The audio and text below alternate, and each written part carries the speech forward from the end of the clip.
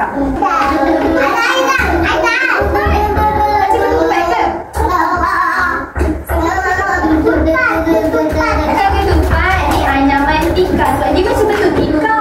3 orang. 3 orang tahu satu kumpulan. Tahu? 3 orang satu kumpulan. 3 orang ni satu kumpulan. 3 orang ni satu kumpulan. Faham? 1, 2, 3, 4. Jadi saya akan bagi satu ikan. Okey. Kumpulan ni satu ikan.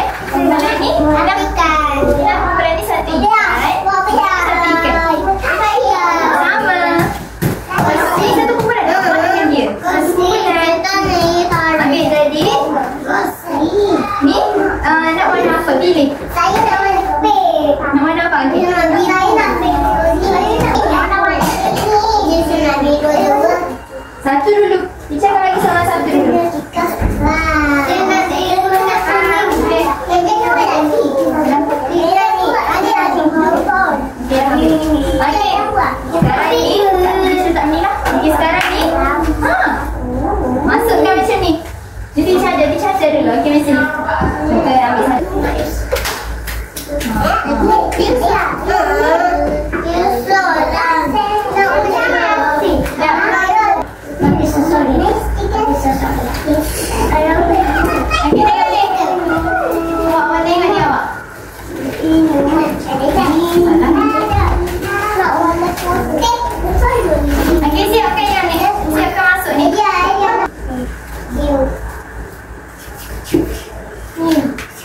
Keluar sendiri kan? Macam ni. Tak nampak Zori. Macam tu. Nanti ada pilih tu.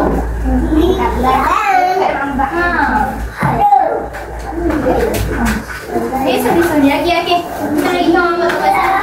Okey. Lepas sini pula. Sebelah sini. Dekat bawah. Kita nak buat warna. Iya. Okey. Buat. Jangan dekat sini buat.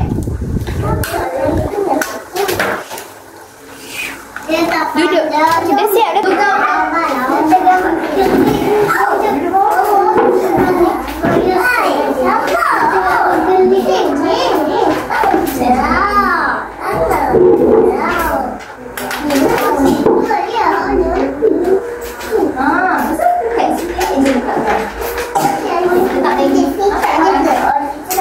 Ya, kejap.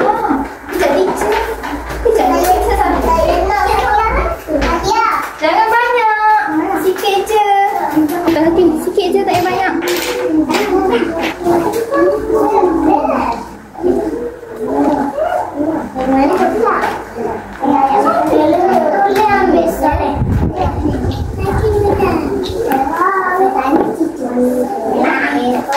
Okey, boleh. Sikit je nanti koyak. Pandai. Bagus. Macam tu.